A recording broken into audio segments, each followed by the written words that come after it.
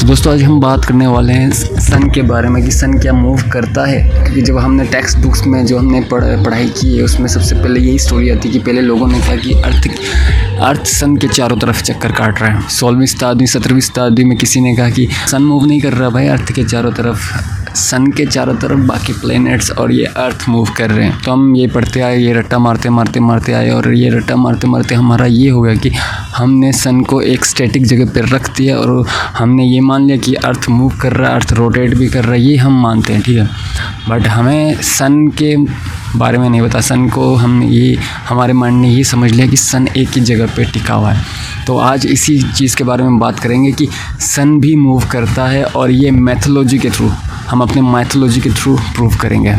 एक दिन मैं अपने घर पे था पेरेंट्स के साथ में, अब डिनर टाइम चल रहा था और वहाँ पे उस वक्त टीवी पे आ रहा था जय बजरंगबली और उसमें सीन ये चल रहा था कि बजरंगबली जब अब यंग हो चुके हैं, बजरंगबली यंग हो चुके हैं और वो सबसे पावरफुल है, इंटेलिजेंट है, बट उनके अंदर भी एक तलाश चली हुई थी। उस तलाश से वो थोड़े से बेचैन से हो रहे थे। तो उन्हें कहीं से किसी जैसे नारद मुनि या किसी के थ्रू पता चलता है कि उनको ज्ञान मिलेगा सूर्य देव से ही, सूर्य देव ही उन्हें ज्ञान दे सकते हैं और सूर्य देव के पास ये ज्ञान है।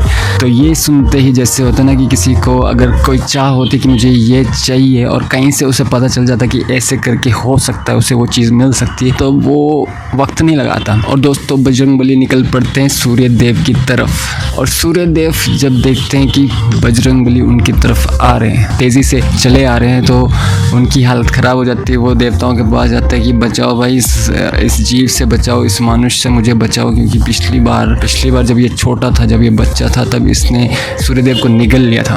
अब तो ये जवान हो चुका, अब ये तो बड़ा हो चुका है, अब पता नहीं क्या कर डालेगा। बट बाकी देवता कोई हेल्प नहीं कर पाते क्योंकि वो कहते भाई हम क्या कर सकते हैं इसमें, भाई जब आएगा तभी पता चलेगा क्या करने आ रहा है। तो जैसे बजरंगबली सूर्यदेव के पास पहुंचते हैं और नम्रता से प्रणाम करते हैं और अपनी इच्छा जाहिर करते हैं कि अपने मकसद जाहिर करते हैं कि क्यों उनके पास आने का क्या रीज़न है। तो ये सुन के सूर्यदेव थोड़े शांत होते हैं। सूर्यदेव को तसल्ली मिलती है कि ये कोई नुकसान पहुंचाने नहीं आए बल्कि ये ज्ञान लेने के लिए आए। बट जो सूर्यदेव के अंदर डर का ईगो था, एक ईगो होता है ना, एक कॉन्फिडेंट वाला, बट एक नेगेटिव वाला भी कॉन्फिडेंस होता है, नेगेटिव वाला भी ईगो होता है, डर का ईगो। तो सूर्यदेव टालने की कोशिश करते हैं, इग्नोर करने की कोशिश करते हैं कि देख भाई मुझे कोई दिक्कत नहीं है तुझे ज्ञान देने के लिए, बट प्रॉब्लम ये है कि मैं सूर्यदेव हूँ और मुझे संसार चलाने के लिए चलते रहना पड़ता है। तो इस पर हनुमान जी कहते हैं कि तो कोई दिक्कत नहीं है, मैं आपके साथ चल लेता हूँ।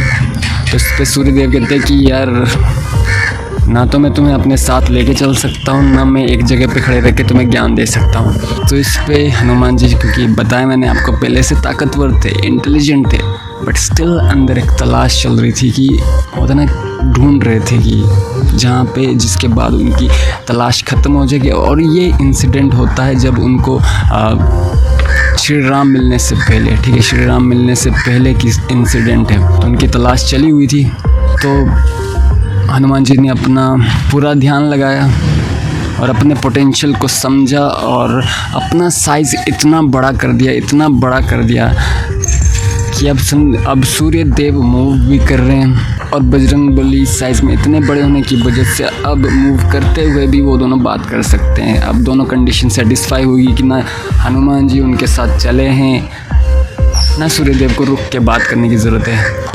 तो दोस्तों जब ये सीन मैंने देखा तो मुझे लगा कि यार इन सीरियल वालों ने गलती कर दी, कहानी को एज इट इज़ दिखाने के चक्कर में साइंस को गलत कर दिया। कि यहाँ पे सूर्यदेव कह रहे हैं कि मैं मूव में चल रहा हूँ, बट हम पढ़ते आए कि सूर्यदेव सन जो है एक ही जगह पे है, अर्थ मूव कर रहा है। ये क्यूरियोसिटी मैंने अपने अंदर रखी, ये नहीं कि फटाफट से गूगल किया और देख लिया कि क्या एक्चुअल में साइंस क्या कहती है इसके बारे में। तो मैंने ये नहीं किया, बट मेरे दिमाग में चल रहा था कि क्योंकि मेरे दिमाग में मिथोलॉजी चल रहा था, इन्होंने गलत कैसे साबित कर दिया। पर हाँ मुझे भी ये पता था कि कहानी तो ऐसी ही है कि ऐसा कुछ कहानी तो यही है।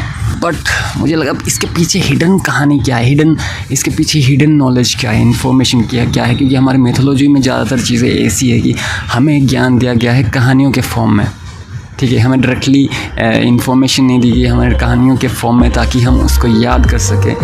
ईजी रखते हैं। जैसे बच्चे को एक ABCD 1 2 3 ये सब अगर उसने सीखना है तो हम उसको एक राइम के फॉर्म में दे देते हैं, ठीक है। तो वो राइम के चक्कर में उस चीज़ को याद कर जाता है। तो इसीलिए मिथोलॉजी के मैं सोचता रहा कि क्या एक्चुअल नॉलेज है इसके पीछे, कि क्या ये गलत है या साइंस गलत है, क्या है। उसके बाद से काफ़ी वक्त तक मैंने गूगल पे सर्च नहीं किया, बट ये थॉट मेरे दिमाग में आता रहा कि हिडन क्या इन्फॉर्मेशन है भाई, जो फैक्ट है, क्या सही फैक्ट है जो इस इंसिडेंट में है।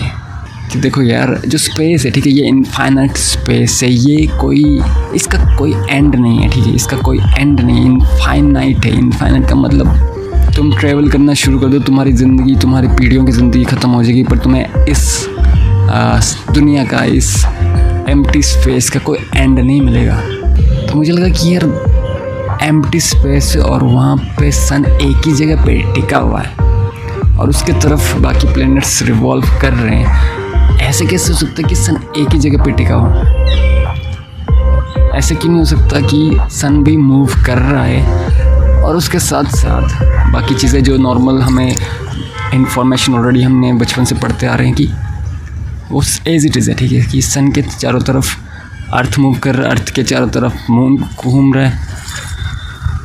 तो वहाँ से मुझे इंसाइट है कि नो ब्रो, सन भी मूव कर रहा है और उसके चारों तरफ बाकी प्लैनेट्स, और उन प्लैनेट्स के चारों तरफ उनके सब जो उपग्रह होते हैं, जो भी उनके अपने छोटे छोटे ग्रह हैं, वो मूव कर रहे हैं। और उसके बाद मैंने गूगल पे सर्च किया और मुझे पता चला कि सन तो मूव कर ही रहा है, पर पूरा गैलेक्सी, पूरा जो भी गैलेक्सी, जितने भी गैलेक्सी, अपना गैलेक्सी, दूसरों की गैलेक्सी, जितने भी गैलेक्सी है, सब के सब मूव कर रहे हैं साइमल्टेनियसली, एक ही साथ मूव भी कर रहे हैं। मतलब ये सब काम हो रहा है और समझ लो हम चले जा रहे हैं कहीं, एक ही जगह पे नहीं है हम। ऐसा नहीं है कि हम अपने घर को देख के, हमारे शहर को देख के, अर्थ को देख के हमें लगता है हम एक ही जगह पे हैं, बट नहीं, पूरा यूनिवर्स ही मूव कर रहा है। कहाँ मूव कर रहा है? पूरा खुला